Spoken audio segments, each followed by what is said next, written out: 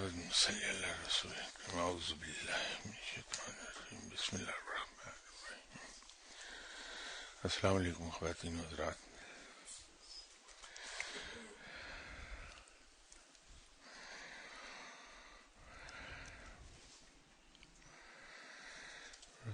میرے ذہن میں ہی ایک خیال یہ آیا کہ آج آپ سب حضرات کو دعوت دی جائے کہ آپ سوالات کیجیے، اور ضروری نہیں کہ آپ کے سوالات صرف روحانیت سے متعلق ہوں یا تصوف سے متعلق ہوں. کسی بھی موضوع پہ آپ اگر سوال کرنا چاہیں تو ضرور کر ڈالیے ماسوائے فلم کے، کیونکہ وہ ایک ایسا ایریا ہے جہاں میں شاید جواب نہ دے پاؤں آپ کو. تو آپ حضرات میں سے جو بھی صاحب کوئی سا سوال بھی کرنا چاہتے ہیں تو میں حاضر ہوں، اس کا جواب پیش کرنے کی کوشش کروں گا.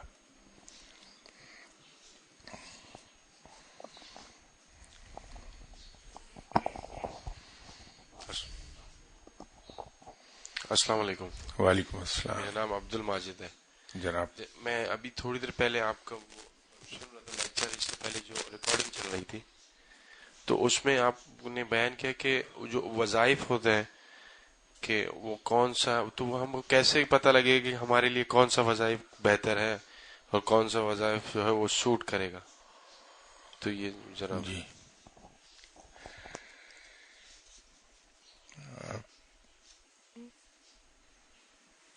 اس میں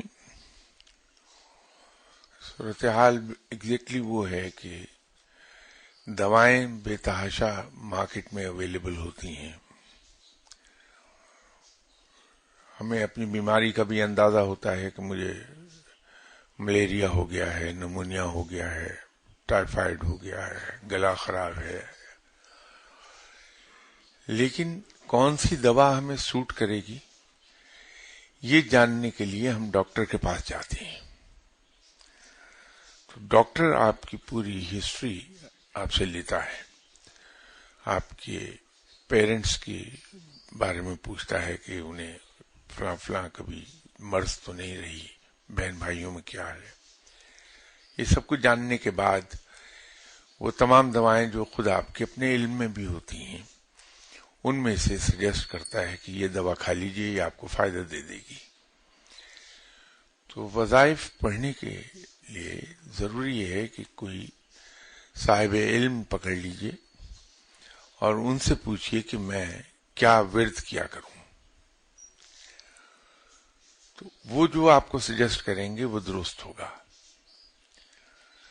یہ تو ایک آپ کے سوال کا اسپیسیفک جواب ہے. لیکن اس سلسلے میں میری گزارش یہ ہے کہ ہم میں سے ایک بڑی اکثریت وظائف اس لیے پڑھتی ہے کہ ہمارے دنیاوی مسائل حل ہو جائیں. اس سے ضرور پڑھیں ہم وظائف. خود میں بھی بہت سے وظائف پڑھتا ہوں. مثلا میرے جوتے کا تسمہ آسانی سے بن جائے اس کے لیے 1.5 گھنٹے کا صبح ایک وظیفہ پڑھتا ہوں. شرٹ کے بٹن میرے بند ہو جائیں، آسانی سے تکلیف نہ اٹھانی پڑے مجھے زیادہ، اس کا 1 گھنٹے کا وظیفہ ہوتا ہے میرا. بال مجھے بنانے ہوتے ہیں، اس کے لیے 1 گھنٹے کا پہلے وظیفہ پڑھتا ہوں، پھر کنگھے سے بال بناتا ہوں. یہ جو رویہ ہے یہ 2 طرح سے ہمیں نقصان دے رہا ہے. قرآن پاک رب تعالیٰ نے نازل فرمایا تھا ہماری ہدایت کے لیے، اور ہدایت کا راستہ جاتا ہے دنیا کی مال دنیا کی محبت ترک کر دینے سے. کہ جب ہمارے دل سے مال دنیا کی محبت نکل جاتی ہے تو پھر ہم ہدایت کی طرف بڑی آسانی سے چلے جاتے ہیں. تو تو اگر ہم قرآن پاک کی تعلیمات کو بہت غور سے دیکھیں تو پتہ یہ چلتا ہے کہ وہ ہمیں مال دنیا کی محبت ترک کروانے کی طرف لے جاتا ہے. تو وہ کتاب جو ہمارے دل سے دنیا کے مال کی محبت کو نکالتی ہے، ہم اسی کی آیات کو استعمال کر رہے ہیں دنیا کمانے کے لیے. افسوسناک رویہ ہے یہ. اس کا دوسرے دنیاوی طور پر اس کا جو نقصان ہے وہ یہ ہے کہ ہم سہل پسند ہوتے جا رہے ہیں. ہم محنت سے دور ہوتے ہیں. ہم یہ چاہتے ہیں کہ بغیر محنت کیے وظیفے ہم پڑھیں اور ہمارے مسائل حل ہوتے چلے جائیں. اس سے ناکامی ہو رہی ہے ہمیں.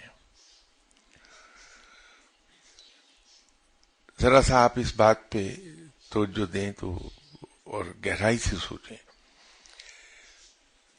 کہ ایک بچہ ہے، اس نے سارا سال بڑی مستقل مزاجی کے ساتھ جان توڑ محنت کی ہے کہ میری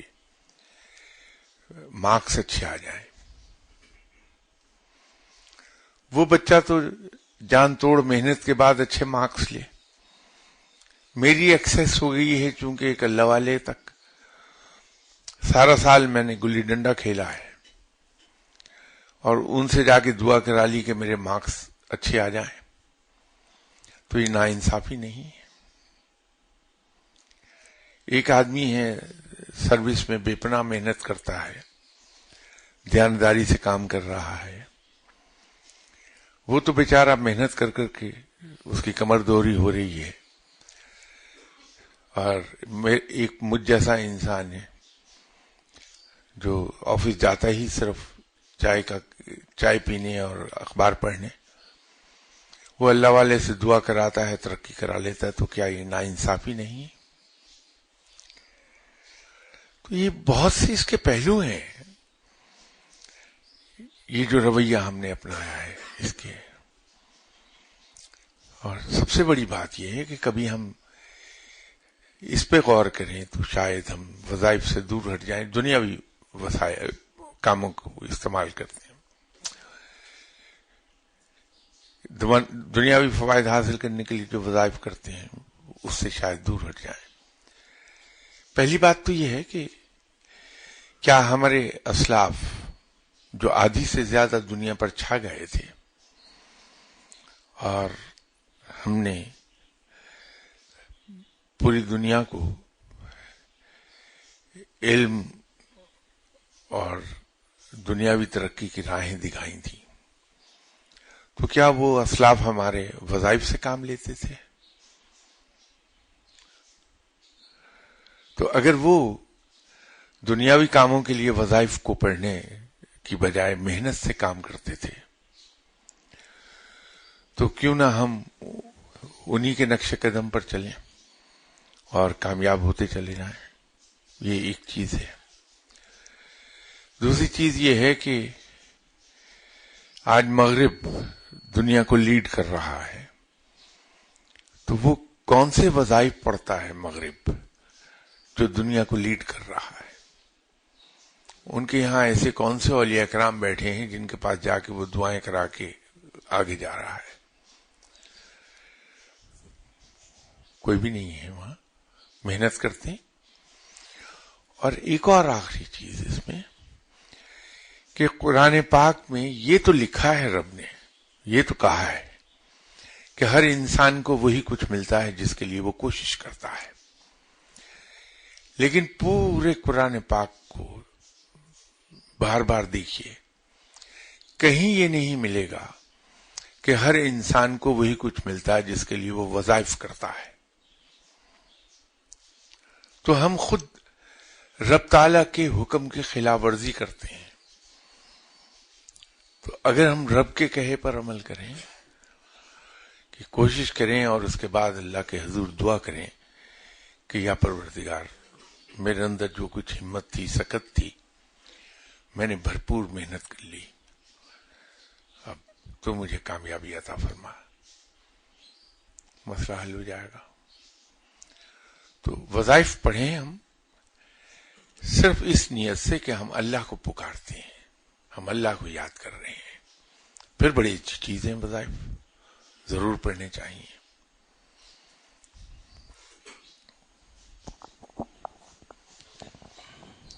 حضور السلام علیکم، وعلیکم السلام۔ میرا نام سید ارشد فرید حسنو ہے۔ حضور گزشتہ اتوار کو لیکچر میں آپ نے فرمایا تھا کہ مرشد اپنے مرید کے روح پہ بھی کام کرتے ہیں، جس کے نتیجے میں وہ صبح جب اٹھتے ہیں تو ان کو ایسا محسوس ہوتا ہے کہ وہ قرآن پاک کی تلاوت کریں۔ ایسے مرید کے وہ کون سے مرید ہوتے ہیں، کس مقام پہ ان کو یہ اعزاز حاصل ہوتا ہے، اس بارے میں اگر کچھ مناسب وضاحت کو فرما دیں۔ دوسرا اسی سلسلے میں ہے کہ مرید اپنے مرشد کا شکریہ ادا کرنے کا کیا بہترین طریقہ کار ہے جس سے اس کو بھی سکون ہو جائے کہ میں نے شکریہ ادا کیا، احسان مند ہوں اپنے مرشد کو۔ بات مرید کی کم ہے، اس میں مرشد کی زیادہ ہے۔ تو اگر میں آپ کے سوال کو ریفریز کر دوں کہ ایسا کون سا مرشد ہوگا جو مرید کو پڑھا سکے، تو زیادہ صحیح ہو جائے گی بات۔ یہ مرشد وہ ہیں جو واقعی کامل لوگ ہیں، جو میری طرح دکان سجا کے نہیں بیٹھے، ڈھونگ رچا کے نہیں بیٹھے، یہ واقعی صاحب علم ہیں۔ اور وہ جن مریدین کو یہ دیکھتے ہیں کہ ان کے اندر پوٹینشل بھی ہے، شوق بھی ہے، ذوق بھی ہے، محنت بھی ہے، تو پھر وہ ان پر محنت کرتے ہیں تاکہ وہ آگے بڑھ جائیں۔ تو اس میں دو چیزیں دکھائی دیتی ہیں، دو شرائط، کہ ایک تو مرشد کامل ہو، وہ واقعی صاحب علم ہو، اور دوسرا مرید کے اندر ذوق بھی ہو، شوق بھی ہو، محنت کا جذبہ بھی ہو، لگن بھی ہو، تو پھر مرشد اس پہ محنت کریں گے۔ آپ کے سوال کا دوسرا حصہ کہ کیسے شکر ادا کیا جائے مرشد کا، بہت آسان طریقہ ہے۔ آپ کے مرشد جانے جائیں گے آپ کے رویوں سے، جو کچھ شاگرد ہوگا اس کے استاد اسی نسبت سے جانے جائیں گے۔ تو اپنے مرشد کا شکریہ ادا کرنے کا سب سے آسان طریقہ یہ ہے کہ مرید اپنے آپ کو علم کے اعلیٰ ترین معیار تک لے جائے، مرید کے رویے واقعتاً ایک صاحب علم والے ہوں، تاکہ اس سے اس کے مرشد کا نام بلند ہو۔ یہی سب سے اچھا شکریہ ہے مرشد کا ادا۔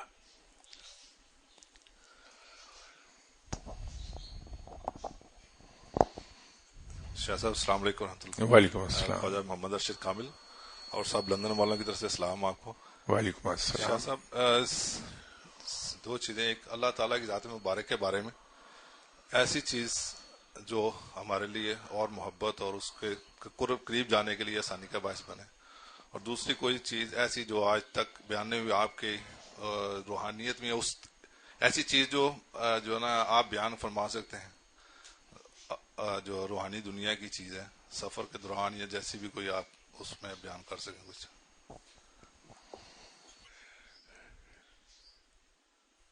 ہم میں سے ہر شخص اگر اپنی زندگی پر نظر ڈالے تو پتہ ہی چلے گا کہ رب تعالی ہمیں بے پناہ چیزیں صبح سے شام تک عطا کرتا رہتا ہے۔ ہمارے دل میں خیال آتا ہے، ہماری ضرورت پوری ہو جاتی ہے، اللہ کر دیتا ہے۔ جہاں وہ بے تحاشا چیزیں ہمیں عطا کرتا ہے، تو کہیں زندگی میں ایک آدھ چیز ایسی ہوتی جو ہمیں نہیں بھی عطا ہوتی، اس کا ملنا ہمارے لیے بہتر نہیں۔ تو عام رویہ ہمارا یہ ہے کہ ہم اس چیز کو تو یاد کرتے رہتے ہیں جو ہمیں ملی نہیں، اس کے لیے بے چین رہتے ہیں، مختلف جگہوں پر جا کے دعا کرواتے ہیں، لیکن جو ہزارہ چیزیں صبح سے شام تک ہمیں ملتی رہتی ہیں انہیں یاد نہیں رکھتے۔ اگر ہم اپنی سوچ کو اس طرح سے ٹرین کر لیں کہ ہمیں وہ چیزیں یاد رہیں جو ہمیں عطا ہوتی رہتی ہیں، اور وہ چند چیزیں جو عطا نہیں ہوئیں ان کے بارے میں ہم کہ جہاں رب تعالیٰ نے ہمیں ہزاروں لاکھوں چیزیں عطا فرمائی ہیں، اگر یہ دو چار چیزیں نہ ملی تو کیا ہو گیا؟ تو اگر یہ رویہ ہمارا ہو جائے تو ہمارے دل میں رب کے لیے محبت پیدا ہونی شروع ہو جائے گی۔ ہماری محبت میں کمی صرف اسی صورت میں رہتی ہے کہ جب ہمیں صرف وہ چیزیں یاد رہتی ہیں جو بہت ہی کم ہوتی ہیں، جو ہمیں عطا نہیں ہوتی۔ اللہ سے محبت کا تو آسان طریقہ یہ ہے، روحانی چیزوں کو میں تجربات اگر بیان کرنے شروع کر دوں کہ یہ مجھے ایکسپیرینس ہوا، یہ ہوا، یہ ہوا، اس کے پازیٹیو سائڈ تو شاید کوئی زیادہ اسٹرانگ نہیں ہے، لیکن نیگیٹو اثرات اس کے کئی ایک آ جائیں گے کہ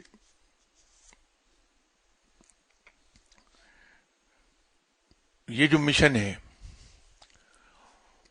کہ روحانیت کو اس کے اصلی رنگ میں کسی طرح سے انٹروڈیوس کرا لیا جائے کہ لوگ اس کو کشف و کرامات کا گورکھ دھندا نہ سمجھیں، لوگ اس کو ماورائے فطرت واقعات کا مجموعہ نہ سمجھیں، ماورائے فطرت قوتیں حاصل کرنے کا ذریعہ نہ سمجھیں، بلکہ روحانیت کو قرب الہی کا ایک ذریعہ سمجھیں، وہ مشن فیل ہو جاتا ہے۔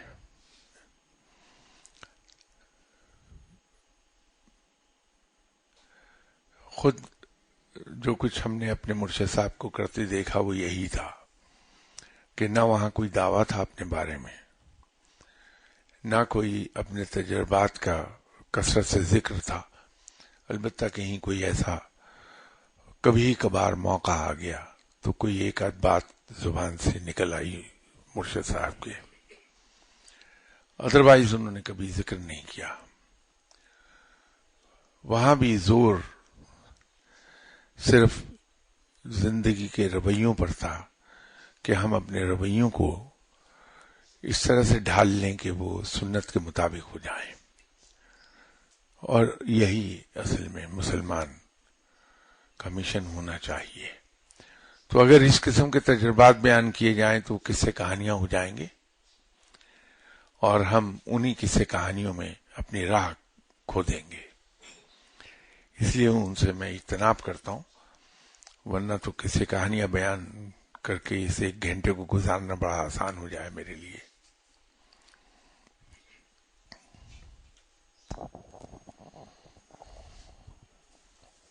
السلام علیکم سر۔ وعلیکم السلام۔ میں ایک ایسے موضوع پہ آپ سے جاننا چاہ رہا تھا کہ اب جو والدین اپنی اولاد کی پرورش کیسے کر سکتے ہیں کہ جبکہ آج کل کے معاشرے میں ہمارے پاس فیس بک ڈیوائسز اور اس قدر مشکلات پیدا ہوتی جا رہی ہیں کہ بچوں اور والدین کے درمیان گیپس بہت بڑھتے جا رہے ہیں۔ کائنڈلی اس کے اوپر ذرا تھوڑا سا بتائیں کہ کیسے تربیت کی جائے، اور والدین میں والد کا کیا رول اختیار ہونا چاہیے اور والدہ کا کیا رول اختیار ہونا چاہیے تاکہ بچوں کو ویسا ہم پریپیئر کر سکیں جو کہ ہونا چاہیے یا ایک اچھا مسلمان بنا سکیں۔ آپ ہوائی جہاز کا سفر کرتے ہیں تو آپ نے پائلٹ کو اناؤنس کرتے ہوئے کئی بار سنا ہوگا کہ ہمارا سفر تھوڑا لمبا ہو جائے گا، جیسے ویسے میں ایگزامپل کوٹ کر رہا ہوں کہ اگر آپ لاہور سے کراچی کے لیے سفر کر رہے ہیں تو normal flying time 1 hour and 20 minutes ہوتا ہے. تو کئی بار آپ پائلٹ کو یہ اناؤنس کرتے ہوئے سنیں گے کہ آج ہمیں لاہور سے کراچی تک کا flying time 1 hour and 45 minutes لگ جائیں گے. ساتھ وہ ریزن بتاتا ہے کہ کیوں، کہ آج ہیڈ ونڈ اسٹرانگ ہے. تو ہوائی جہاز کے سامنے سے جو آ رہی ہے ہوا، وہ جتنی اسٹرانگ ہوتی جائے گی ہوائی جہاز کی سپیڈ اتنی کم ہوتی چلی جائے گی. تو باوجود اس کے کہ تیز آندھی چل رہی ہوتی ہے، at times 200 miles an hour کی سپیڈ پر بھی ہوا سامنے سے مل جاتی ہے، لیکن ہوائی جہاز اڑتا رہتا ہے باوجود اس مخالفت کے. اڑنا بند نہیں کرتا جہاز. تو یہ دنیا کی یہ مخالف قوتیں ہیں جو آپ کو اپوز کریں گی بچے کی صحیح تربیت کرنے میں. وہ ہمیشہ سے موجود تھیں اور موجود ہیں. نوعیت ان کی بدلتی رہتی ہے، لیکن اس کا مطلب یہ نہیں کہ ہم یہ سوچ لیں کہ جب یہ چیزیں انفلوئنس اتنا اسٹرانگ رکھتی ہیں بچوں پر تو ہم بچوں کی تربیت نہ کریں. تو ہمیں اس ہوائی جہاز کی طرح انجنز پوری قوت پہ چلا کے اڑتے رہنا ہوگا. تو ایسی مخالف چیزوں کو کام اپنا کرنے دیجئے. ہم بطور ماں باپ کے اپنا کام کرتے رہتے ہیں کہ بچوں کی تربیت کرتے رہتے ہیں. چلیے بچے پوری طرح سے بہت اچھی تربیت یافتہ نہیں بنیں گے، لیکن پھر بھی کچھ نہ کچھ اثرات اچھے باقی رہ جائیں گے، بجائے اس کے کہ ہم ان کو حالات کے حوالے کر دیں اور ان کی تربیت پر بہت برے اثرات مرتب ہوتے رہیں. تو ہمیں اپنا کام کرتے رہنا چاہیے پوری قوت کے ساتھ. بچوں کی تربیت انشاءاللہ ہوتی چلی جائے گی.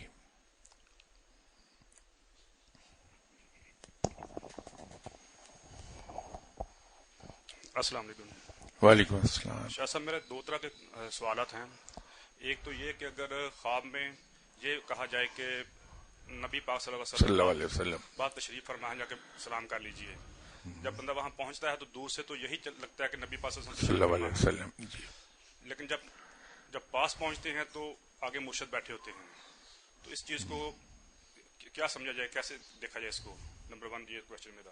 دوسرا یہ کہ ابھی پچھلے دنوں آپ ایک لیکچر سن رہا تھا تو اس میں آپ نے فرمایا کہ ہمارے ہاں جو بیعت ہے وہ آنکھوں سے ہی کر لیتے ہیں. جیسا کہ اگر پچھلی ہسٹری دیکھی جائے تو اس میں بیعت جو ہے وہ ہاتھ میں ہاتھ لے کے، کافی جگہ میں نے بھی پڑھا یہی کہ ایک وعدہ ہے جو ہاتھ میں ہاتھ لے کے کیا جاتا ہے مرشد کے ساتھ. تو یہ کائنڈلی ذرا بتا دیجیے مجھے.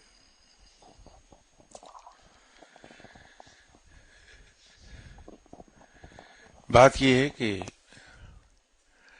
خواب میں بعض اوقات بلکہ اکثر اوقات چیزیں سمبولک ہوتی ہیں. وہ سمبولیکلی دکھائی جاتی ہیں چیزیں. اگر کوئی شخص ایسا خواب دیکھتا ہے جیسا آپ نے بتایا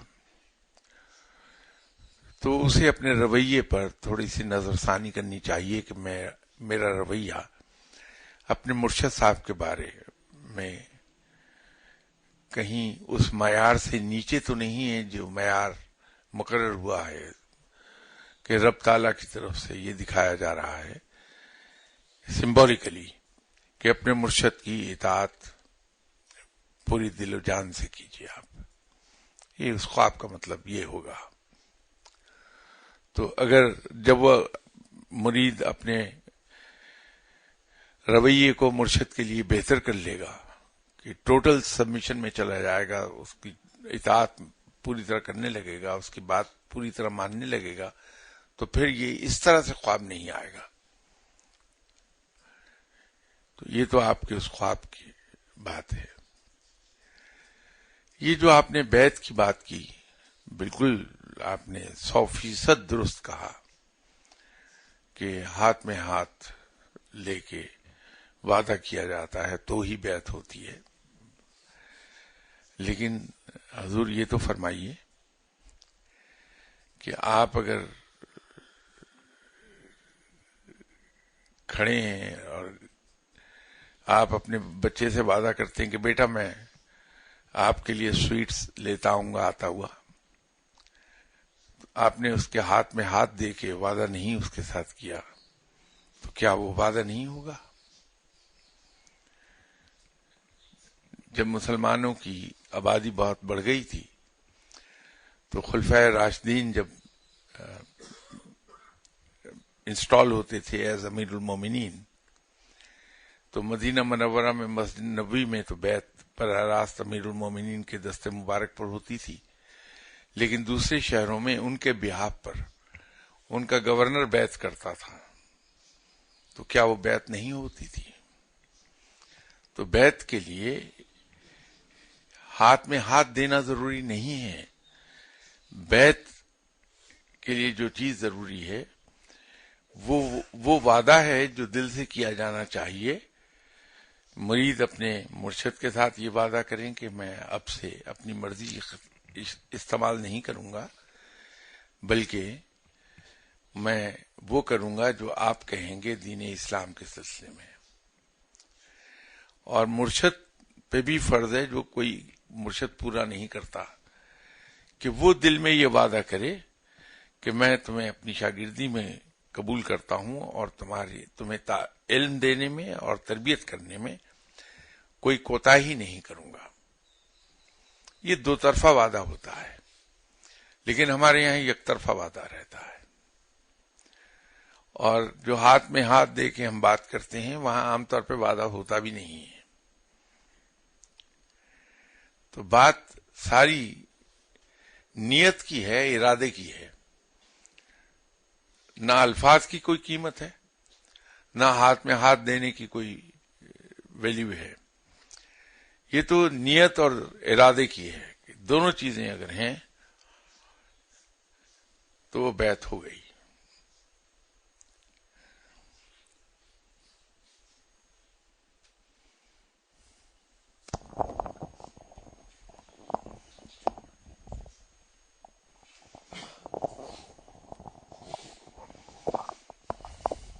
السلام علیکم شاہ صاحب. وعلیکم السلام. شاہ صاحب میرا نام طارق یاسین ہے.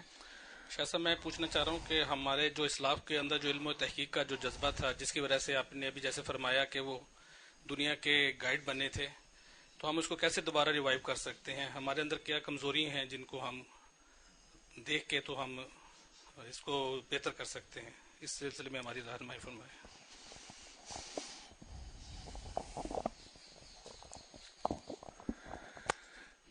ہم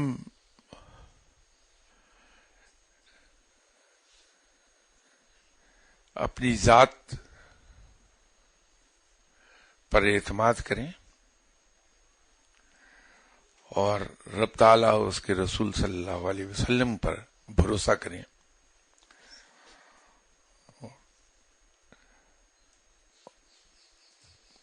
پریکٹیکل ایفرٹ پر یقین رکھیں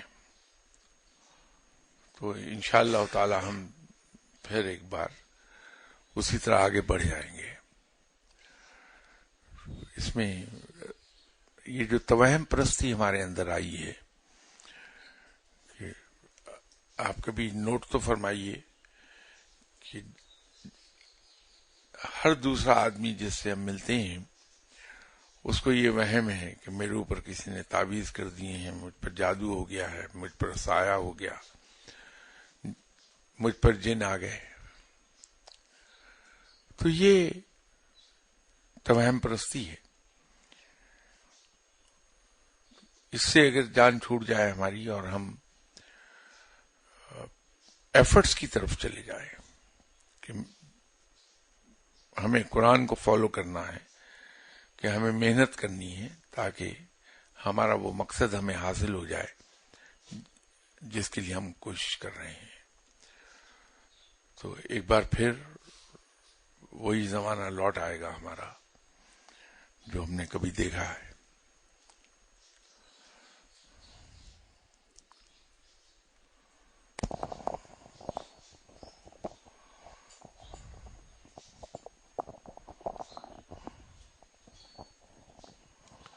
سر میں ایک اور سوال یہ کرنا چاہتا تھا کہ اگر جیسے کسی کو زیارت نصیب ہو تو اس کا رویہ کیا ہونا چاہیے اور کیسے پتہ لگے گا کہ زیارت ہوئی ہے, اور یہ معاملہ کسی کے ساتھ ڈسکس کرنا چاہیے یا نہیں؟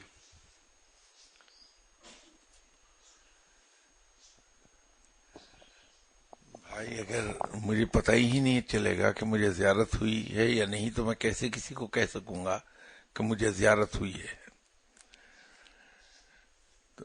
جب آپ صلی اللہ علیہ وسلم کسی کو یہ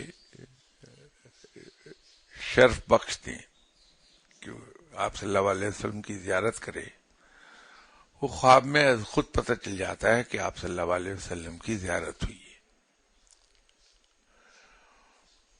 اس میں سمجھنے کی کوئی بات رہتی نہیں, شک کی بات ہوتی نہیں ہے. اور ہونا یہی چاہیے کہ اگر ہمیں یہ شرف حاصل ہو جائے کہ ہم آپ صلی اللہ علیہ وسلم کی زیارت کر لیں خواب میں, تو اس کا ذکر نہیں کیا جانا چاہیے, اس کو اپنی ذات تک ہی محدود کر لینا چاہیے.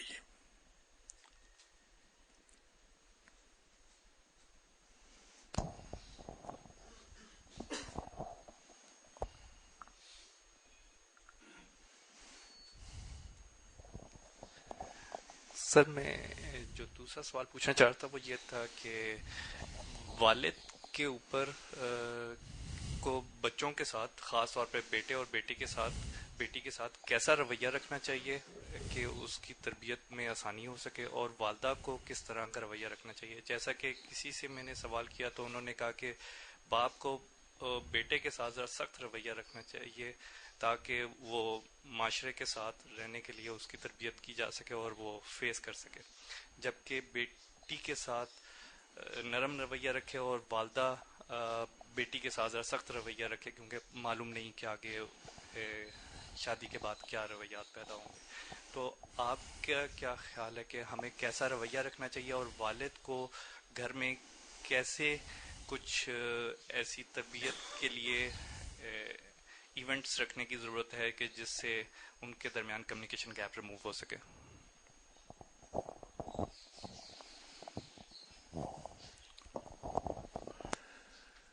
انسانی فطرت میں ہے کہ انسان اس شخص کی بات کو زیادہ غور سے سنتا ہے اور اس پر عمل کرتا ہے جو اس سے نرمی سے بات کرتا ہے اور پیار سے بات کرتا ہے. غصے اور روب سے بچے پر کے دل پر ڈر تو آ جائے گا, لیکن وہاں ایک ضد بھی پیدا ہوگی جس کی وجہ سے وہ پھر بات کو آسانی سے مانے گا نہیں. جو لیٹسٹ ریسرچ ہے اس کے مطابق بچے کے ساتھ جب تک کہ ہم دوستانہ رویہ نہیں رکھیں گے اور بچے کو یہ احساس نہیں دلائیں گے کہ وہ ہمارے برابر کا درجہ رکھتا ہے, برابری کے درجے پر نہیں اسے رکھ کے ڈیل کریں گے, تو بچے میں کانفیڈینس پیدا نہیں ہوتا. اسی طرح لیٹسٹ ریسرچ بچے کو کسی بات سے منع کرنے سے روکتی ہے کہ اگر ایک بچہ یہاں غلط کام کر رہا ہے تو ہمارا جو عمومی رویہ ہے وہ یہ ہے کہ ہم اس سے کہیں گے کہ یہ نہ کرو, لیکن جو لیٹسٹ تحقیق ہے وہ یہ کہتی ہے کہ بچے کو بجائے منع کرنے کے اس کو ڈسٹریکٹ کر دیں آپ. اگر وہ یہاں فرض کر لیجئے کرسی کو الٹ رہا ہے تو بجائے اس کو یہ کہنے کی کہ کرسی کو مت الٹو بری بات ہے, ہم اگر اس سے کہیں کہ یہ دیکھو یہ کتنی خوبصورت چیز ہے, یہ دیکھنا یہ ذرا, تو اس کی توجہ ہم نے ادھر کو کروا لی اپنی طرف، تو وہ کرسی کو چھوڑ دیا اس نے. اس سے بچے کے اندر بہت خود اعتمادی آتی ہے.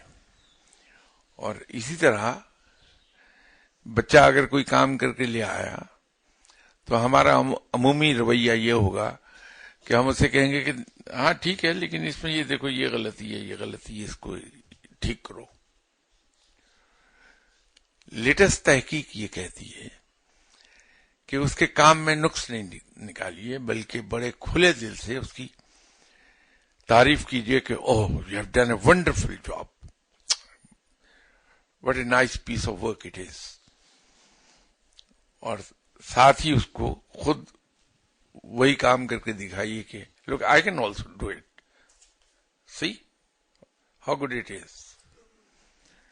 یہ رویہ اگر رکھا تو بچہ اس سے فوراً سیکھ جائے گا کہ میں نے غلطی کہاں کی ہوئی ہے، تو اس کے کام میں امپروومنٹ آتی جائے گی. وہ شائی نہیں ہوگا کسی کے سامنے کوئی کام کر کے رکھنے کا. تو یہ رویے ہیں. اب اس کو ڈیٹیل میں ہم آگے چلے جاتے رہیں گے. ان شارٹ، بچے کے ساتھ دوستانہ رویہ اور اس کو کمانڈ دینے کی بجائے سجیسٹنس دی جائے تو بچہ جلدی سیکھ جائے گا. اور بیٹے اور بیٹی میں کوئی تشخیص نہیں، سب کے ساتھ یہی اگر رویہ ہم رکھیں تو بچہ بڑا ہو کر بڑا کریٹو بنے گا، پازیٹو سوچ کا مالک.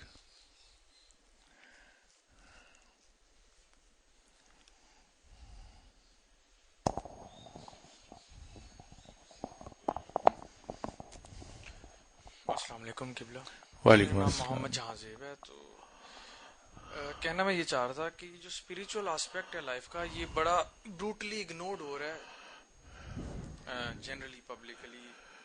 اور چند ایک جو لوگ ہیں جن کو اس کی طرف تھوڑا سا انٹرسٹ ڈیولپ ہے وہ بڑے لمیٹڈ ہیں. اور ایسے ریسورسز جو یہ چیزیں پرووائڈ کرتے ہیں، جو علم دیتے ہیں، وہ تقریباً نایاب ہیں. ہم ان کو مٹھی بھر لوگ ہیں، شاید کاؤنٹ بھی نہ کر سکیں. اور یہ جو سلسلہ ہے، یہ جو لیکچرز کا سلسلہ ہے، میں نے تھوڑا سا سنا، اٹینڈ بھی کی ہے. یہ بہت اچھا ہے، میں اس پہ کمنٹ نہیں کر رہا. یہ بہت اچھا ہے. جنرل ایتھکس، ویلیوز، مورلز اور نالج بھی ہے. لیکن جو اس چیز میں ٹریڈیشن رہا ہے ہمارا، اور جس کی ضرورت پڑتی ہے، پڑھنی چاہیے، جو میں فیل کرتا ہوں وہ یہ ہے قبلہ کہ اس میں اسپیسیفک اٹینشن درکار ہے، پرسنلائزڈ. تو وہ کس طرح حاصل کی جائے، کہاں سے حاصل کی جائے، ایک تو چیز یہ. اور پھر کبھی کبھی ذہن میں یہ بات آتی ہے کہ جس طرح انسان کا رزق پیچھا کرتا ہے، اس طرح کہیں یہ ایسا تو نہیں ہے کہ یہ بھی چیز انسان کا پیچھا کرتی ہے تو صرف ایک اپنی اچھی انٹینشن رکھے اور نیک تمنا رکھے اللہ پاک سے تو خود ہی ایسا مل جائے گا کہ you will have to go for that. آپ کو اس کے لیے اسٹرگل کرنی پڑے گی، ڈھونڈنا پڑے گا، ایفرٹ کرنی پڑے گی. یہ سب کچھ. Thank you. پہلے تو ہمارا ایک کنسیپٹ یہ کلیئر ہونا چاہیے کہ روحانیت سے ہماری مراد کیا ہوتی ہے. اور روحانی علم حاصل کرنے کا آبجیکٹو ہمارا کیا ہوتا ہے. اگر یہ دو چیزیں ہمارے ذہن میں کلیئر ہو جائیں تو پھر باقی چیزیں کو سمجھنے میں ہمیں دقت نہیں ہوگی. پہلی بات تو یہ ہے کہ روحانیت جس طرح اور بہت سی چیزیں غلط العام ہو گئیں، اسی طرح اس کے بارے میں بڑے مسکنسیپشنز ڈیولپ ہو گئے ہمارے یہاں. ہم روحانیت کو یہ سمجھنے لگے کہ انسان اپنی چھپی ہوئی ان قوتوں کو بیدار کر لے جس سے وہ کام کر سکے جو یہ کام انسان نہیں کر پاتا. اور آبجیکٹو ہمارا یہ ہو گیا کہ ہم دوسروں سے بہتر اور برتر نظر آئیں یہ قوتیں حاصل کر کے. دونوں ہی آبجیکٹو غلط ہیں ہمارے، دونوں ہی کانسیپٹس غلط ہیں ہمارے.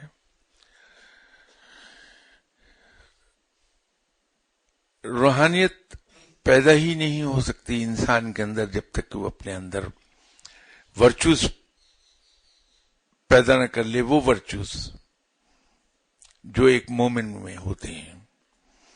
تو جب وہ ورچوز ہمارے اندر پیدا ہو جائیں گے تو روحانیت از خود پیدا ہو جاتی ہے. اور وہ ورچوز ایک ایک کر کے گنوانا بڑا وقت طلب معاملہ ہوگا. مختصر یہ ہے کہ ہم اگر اپنی زندگی کے رویوں کو اور اپنے بلیفز کو سنت کے مطابق ڈھال لیں تو ہم نے ایک وہ آبجیکٹو اچیو کر لیا جو ایک مسلمان کی زندگی کا مقصد ہوتا ہے.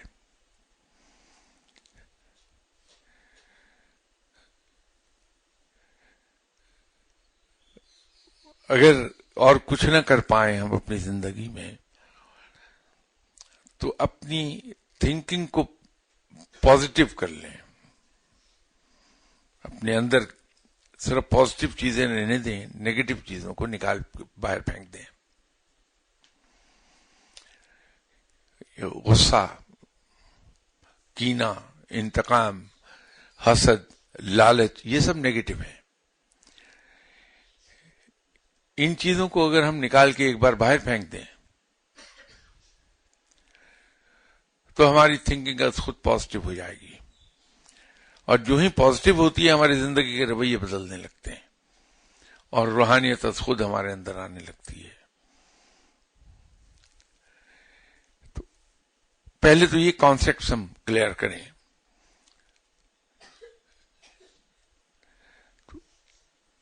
باقی چیزیں از خود ہونے لگیں گی، خود ہی.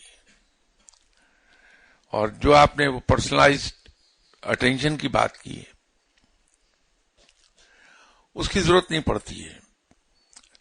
اگر انسان کی تھنکنگ پازیٹو ہو گئی ایک بار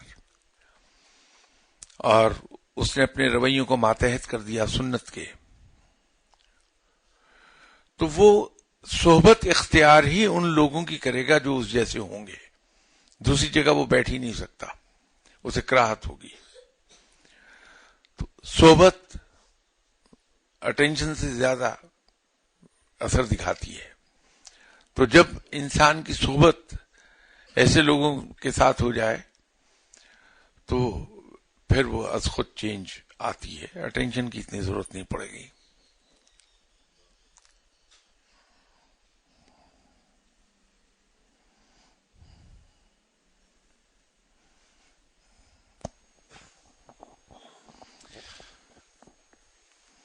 میرا ایک اور سوال یہ تھا کہ آپ پریویسلی آپ نے فرمایا تھا کہ اللہ سے جو چیز بار بار مانگی جائے وہ نہیں اللہ تعالیٰ نہیں دیتے ہیں، اور جو مانگ کے ہم بھول جاتے ہیں تو وہ مل جاتی ہے. تو اللہ سے ہم اس کا فضل اور رحم بار بار مانگیں گے تو کیا وہ نہیں ملے گا؟ شکریہ. شاید وہ بات کوئی زیادہ کلیئر نہیں تھی تو آپ کو سمجھنے میں دقت ہوئی ہے. یہ مانگنے پر بات نہیں تھی، میں خواہشات کی بات کر رہا تھا کہ ہمارے اندر ایک خواہش پیدا ہوتی ہے، دنیاوی خواہش ہے وہ، کہ مجھے ایک محل نما گھر مل جائے. میں ہر وقت اللہ کے حضور یہی دعا کرتا رہتا ہوں. اصل میں کیا ہوگا کہ جب میں اللہ سے ہر وقت یہی دعا مانگوں گا یا اللہ مجھے ایک محل نما گھر مل جائے، تو لاشعوری طور پر میری ایفرٹس صبح سے شام تک اسی ڈائریکشن میں ہوں گی. تو اس سلسلے میں نہ تو جائز طریقوں کو دیکھوں گا نہ ناجائز طریقوں کو. بس ایک پاگل پن ہے جو مجھ پر سوار ہوگا کہ مجھے ایک محل نما گھر مل جائے. نتیجہ کیا ہوگا کہ مجھے ناکامیاں ملنے لگیں گی، وہ کام نہیں ہوگا. یہ میں دنیاوی خواہشات کی بات کر رہا تھا.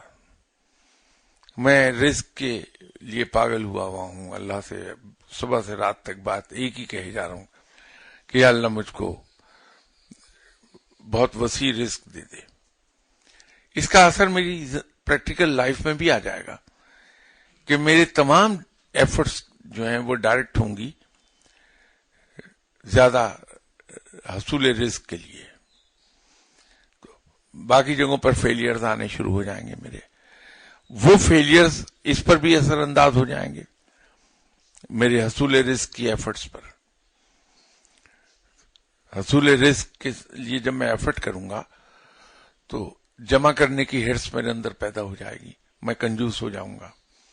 جب میں کنجوس ہوں گا تو میرے تعلقات دوسرے لوگوں کے ساتھ وہ ویسے نہیں رہیں گے جیسے ہونے چاہیے, کیونکہ دنیا تو ٹو وے ٹریفک کا نام ہے.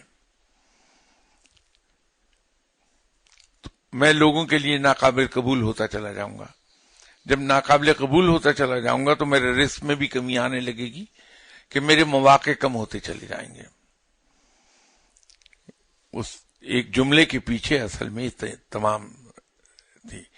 لیکن جب میں فضل و کرم مانگتا ہوں اللہ کا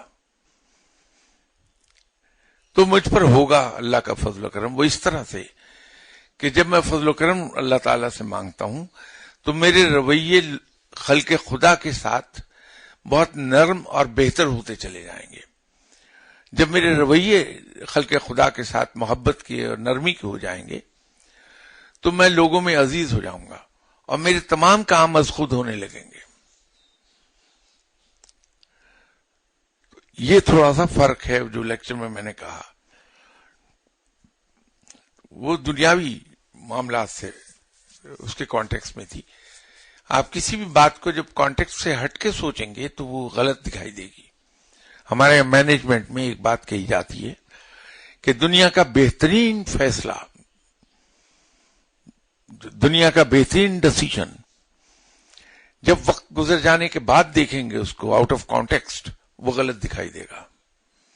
اسی لیے جب کبھی ہم کسی کی انکوائری پر مامور ہوتے ہیں کہ اس سینئر آدمی کے فیصلے یہ غلط اس نے کیے, اس کی انکوائری کریں اور رپورٹ دیں ہمیں, تو پہلا کام ہم یہ کرتے ہیں, اگر سینسیبل آدمی ہے انکوائری کرنے والا, کہ وہ اس آفیسر کو جا کے انٹرویو کرتا ہے اور اس سے پوچھتا ہے کہ یہ آپ نے جو فیصلہ کیا اس وقت کیا سچویشن تھی جس کے تحت آپ نے یہ فیصلہ کیا. تو ہم اس کو بڑی باریکی سے نوٹ کرتے ہیں کہ اس وقت کے سرکمسٹانسز کیا تھے, کیا کیا فیکٹرز تھے جو اس پہ اثر انداز ہو رہے تھے. تو اس کو جب ہم اسٹڈی کر لیتے ہیں پھر اس فیصلے کو اس کانٹیکسٹ میں رکھ کے دیکھتے ہیں تو صحیح دکھائی دیتا, تو ہم اپنی رپورٹ لکھ دیتے ہیں کہ یہ circumstances تھے which led this officer to make this decision, and under those circumstances this decision was right. تو اسی طرح جب گفتگو کو ہم ایک کسی سینٹینس کو واٹر ٹائٹ کمپارٹمنٹ میں رکھ کے دیکھیں گے تو غلط ہوگا, وہ سارے کا سارا غلط ہو جائے گا. لیکن جب پورے کانٹیکسٹ میں اس کو دیکھیں گے تو ایک کنٹینیوٹی نظر آتی ہے, تو آدمی کے ذہن میں وہ بات پوری کلیئر ہوتی چلی جاتی ہے.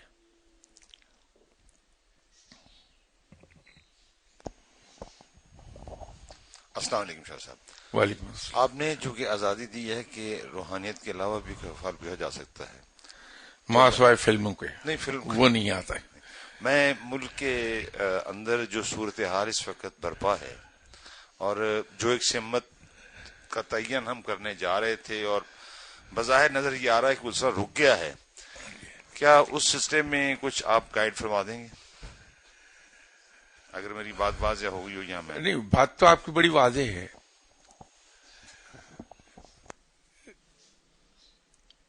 اس کو آپ جیسے پیاز ہوتا ہے, آپ اس کا ایک پرت اتار لیجئے, چھلکا ایک اس کا ہٹائیے, نیچے دوسرا چھلکا ہے, ان کو ہٹاتے جائیے.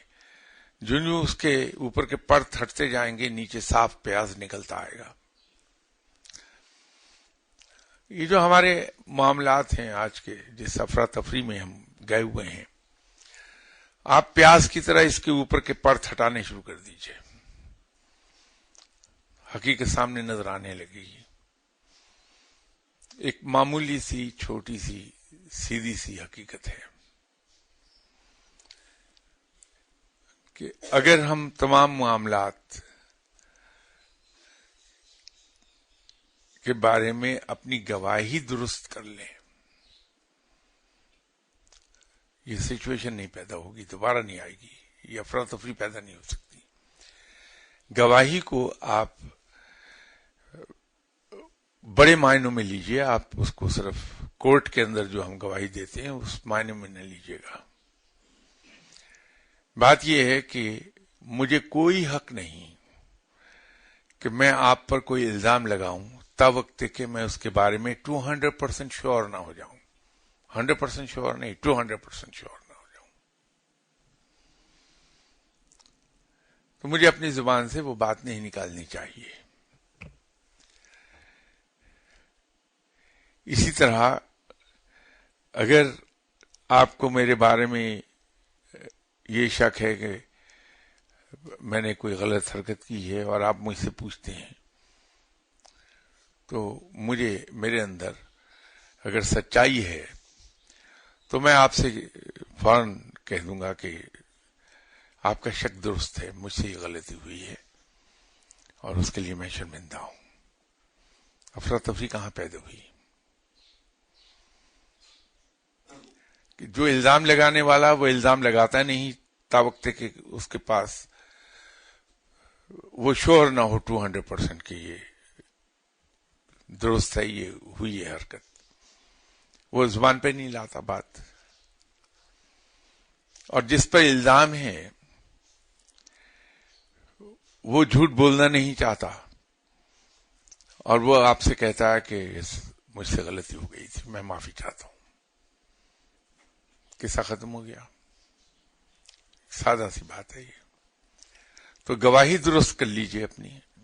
میں اپنے آپ کو کہہ رہا ہوں، اگر میں نے اپنی گواہی درست کر لی تو 90% پرابلمز از خود ختم ہو جائیں گی. میں صبح سے شام تک لوگوں کو تعلیم دیتا ہوں کہ اللہ ستار العیوب ہے، ہمیں سنت رب پر عمل کرنا چاہیے، دوسرے کے عیبوں کو چھپانا چاہیے، لیکن خود میں بغیر کسی تحقیق کے میں لوگوں کے اوپر الزام بھی لگا دیتا ہوں، لوگوں کے عیبوں کو اچھالتا بھی پھرتا ہوں، اس لیے کہ مجھے روٹی نہیں ہضم ہوگی جب تک کہ میں غیبت نہ کر لوں. تو پرابلم وہ ایک ہی جگہ جائے گی جو میں نے تھوڑی دیر پہلے کہا تھا کہ پازیٹو تھنکنگ اگر ڈیولپ کر لی ہم نے، مسائل از خود ختم ہونے لگتے ہیں، جھگڑا کوئی نہیں رہتا باقی. میں اگلی اتوار تک کے لیے آپ سے اجازت چاہتا ہوں. السلام علیکم.